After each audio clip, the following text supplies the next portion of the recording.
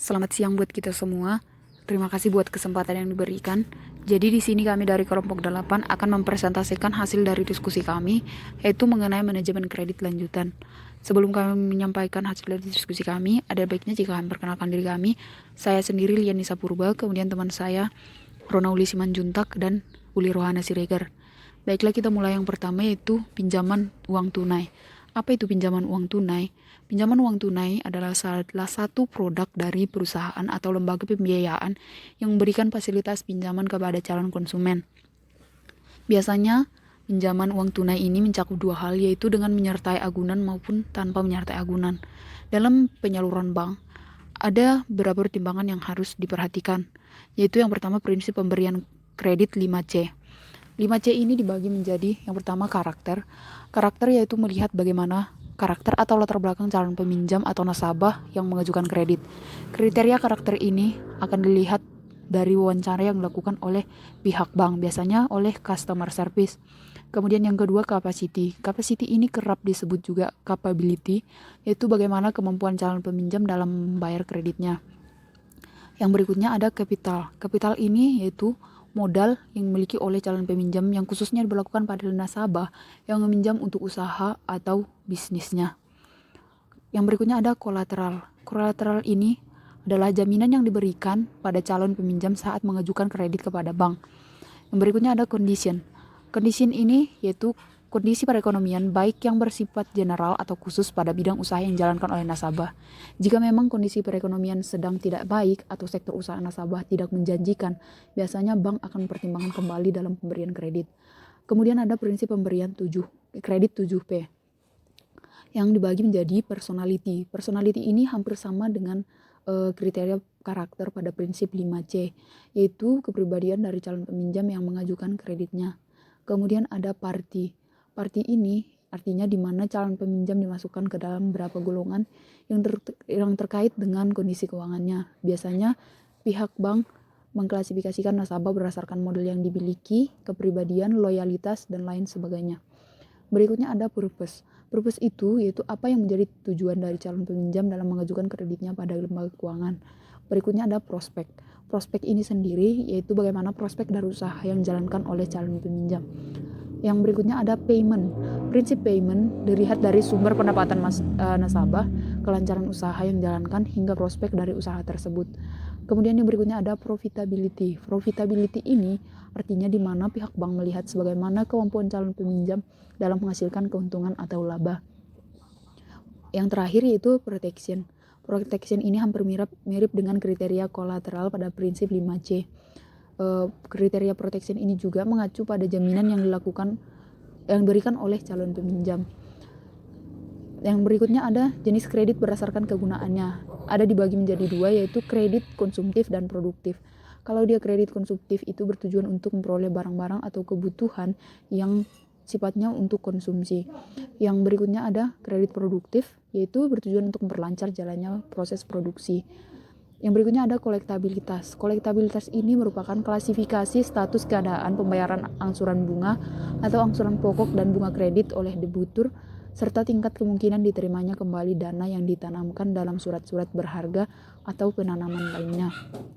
Kolektabilitas ini ada dibagi menjadi beberapa bagian. Yang pertama, kolek 1 artinya lancar, adalah status kolektabilitas tertinggi yang tergolong performing loan dan ditandai dengan riwayat pembayaran angsuran bunga atau angsuran pokok dan bunga kredit tiap bulannya tepat atau kurang dari tanggal jatuh tempo pembayaran bulanan.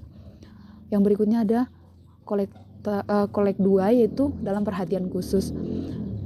Merupakan status kolektabilitas yang tergolong performing loan, di mana ditandai oleh keterlambatan bayar debitur, biasanya melebihi tanggal jatuh tempo, sekurang-kurangnya 60 hari. Berikutnya ada kolek 3, yaitu kurang lancar, merupakan status kolektabilitas debitur yang terlambat membayar lebih dari 60 hari setelah jatuh tempo. Yang keempat ada kolek 4 atau diragukan, merupakan status kolektabilitas yang menandakan keterlambatan bayar melebihi dari 120 hari sejak tanggal jatuh tempo. Dan yang terakhir ada kolek 5, yaitu macet, merupakan kolektabilitas terendah yang tergolong non-performing loan, yang mempresentasikan angsuran pokok dan bunga kredit tidak terbayarkan dan bank berkewajiban melaksanakan penyelesaian kredit bermasalah.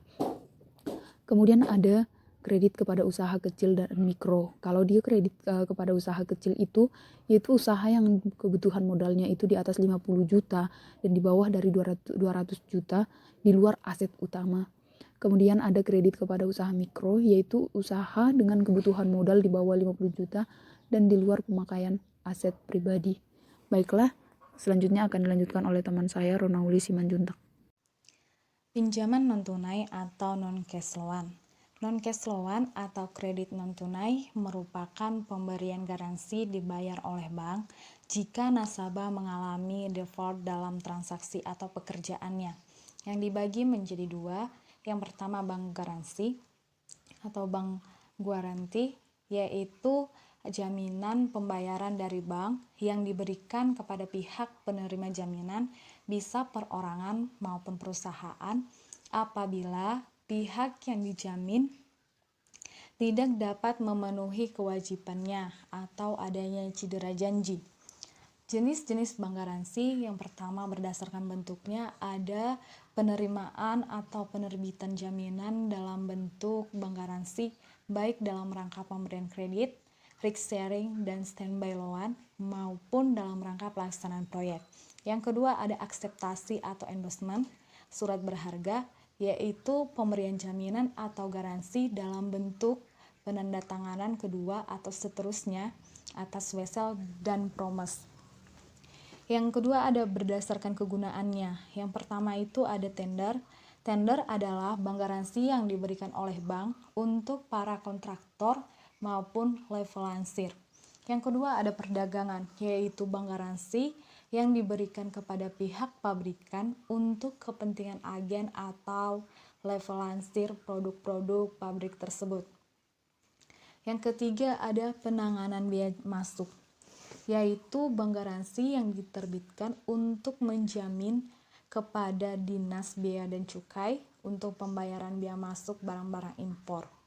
Yang keempat ada cukai rokok, yaitu bank garansi yang diberikan dalam rangka menjamin atas pembayaran cukai rokok yang ditangguhkan sementara rokok tersebut sudah beredar atau dipasarkan. Yang terakhir ada uang muka kerja, yaitu bank garansi yang diberikan untuk mengambil uang muka pelaksanaan proyek dalam kontrak-kontrak tertentu. Selanjutnya ada letter of credit atau surat kredit berdokumen, yaitu surat piutang yang dibuat untuk mempermudah dan memberikan jaminan transaksi antara eksportir dan importir. Adapun fungsi dan tujuan letter of credit ini, yang pertama, sebagai media untuk menyelesaikan masalah kedua belah pihak atau antara importir dan eksportir. Yang kedua, dengan adanya letter of credit, maka kedua pihak akan diuntungkan. Yang ketiga, letter of credit dapat digunakan sebagai fasilitas pembayaran di muka atau pembayaran dengan tenggang waktu tertentu. Yang keempat, letter of credit ini dapat dijadikan sebagai jaminan pembayaran atas kontraktor dengan beneficiary. Jenis-jenis letter of credit ada 8. Yang pertama, revocable letter of credit. Yang kedua, irrevocable letter of credit, confirmed dan irrevocable letter of credit, clean letter of credit, documentary letter of credit, documentary letter of credit melalui red clause, revolving letter of credit, dan yang terakhir back-to-back letter of credit. Yang selanjutnya ada prosedur pemberian kredit. Prosedur pemberian kredit yang pertama pengajuan berkas, penyelidikan berkas, wawancara awal, wawancara kedua, hingga akhirnya akan ada keputusan kredit. Dalam keputusan kredit ini akan ada 2 keputusan yang diambil, yaitu diterimanya atau ditolak. Jika keputusan kredit ini diterima, maka selanjutnya akan ada penandatanganan akad kredit. Nah, ini berarti kredit tersebut terrealisasi. Jika keputusan kredit ini ditolak, maka tidak akan ada penandatanganan akad kredit atau proses selanjutnya tidak akan dilanjutkan atau kredit tersebut tidak terrealisasi. Oke, selanjutnya dilanjutkan teman saya Uli Rohana Siregar. Terima kasih. Kualitas kredit.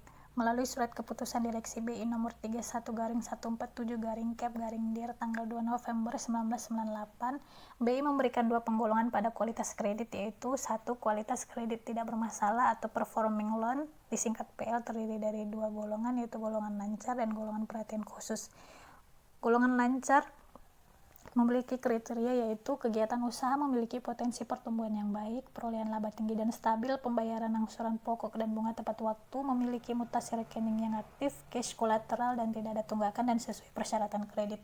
Golongan dalam perhatian khusus memiliki kriteria yaitu pertumbuhan kegiatan usaha yang terbatas, perolehan laba cukup lancar baik namun berpotensi menurun, terdapat tunggakan pembayaran angsuran pokok dan atau bunga sampai 90 hari, jarang terjadi pelanggaran terhadap kontrak yang diperjanjikan, mutasi rekening relatif aktif dan didukung dengan pinjaman baru. 2. Kualitas kredit bermasalah atau non-performing loan, disingkat NPL, terdiri dari 3 golongan. Yang pertama, golongan kurang lancar, kriterianya yaitu kegiatan usaha mengalami pertumbuhan, perolehan laba rendah, tunggakan pembayaran angsuran pokok dan bunga yang melampaui 90 hari sampai dengan 180 hari, pelanggaran terhadap kontrak yang diperjanjikan lebih dari 90 hari, mutasi rekening relatif rendah, dan terindikasi masalah keuangan yang dihadapi debitur. Golongan yang kedua yang diragukan memiliki kriteria yaitu kegiatan usaha menurun, laba sangat kecil dan negatif, kerugian operasional dibiayai dengan penjualan aset, tunggakan pembayaran angsuran pokok dan atau bunga yang melampaui 180 hari sampai dengan 270 hari. Terjadi uang prestasi lebih dari 180 hari dan dokumen hukum yang lemah. Golongan macet memiliki kriteria yang pertama, kelangsungan usaha sangat diragukan, industri mengalami penurunan dan sulit untuk pulih kembali, kemungkinan besar kegiatan usaha akan terhenti, mengalami kerugian yang besar, tunggakan pembayaran angsuran pokok dan bunga yang melampaui 270 hari, debitur tidak mampu memenuhi seluruh kewajiban dan kegiatan usaha tidak dapat dipertahankan, dan dari segi hukum dan kondisi pasar, jaminan tidak dapat dicairkan pada nilai yang wajar. Teknik penyelesaian kredit macet dapat dilakukan dengan 4 cara. Yang pertama, rescheduling. Merupakan upaya pertama dari pihak bank untuk menyelamatkan kredit yang diberikannya kepada debitur. Cara ini dilakukan jika pihak debitur berdasarkan penelitian dan perhitungan yang dilakukan akun official bank tidak mampu memenuhi kewajibannya dalam hal pembayaran kembali angsuran pokok maupun bunga kredit.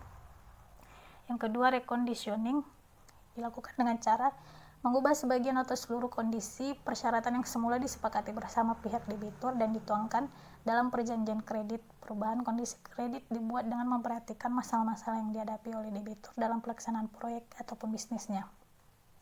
Yang ketiga, restructuring dilakukan dengan cara mengubah komposisi pembiayaan yang mendasari pemberian kredit.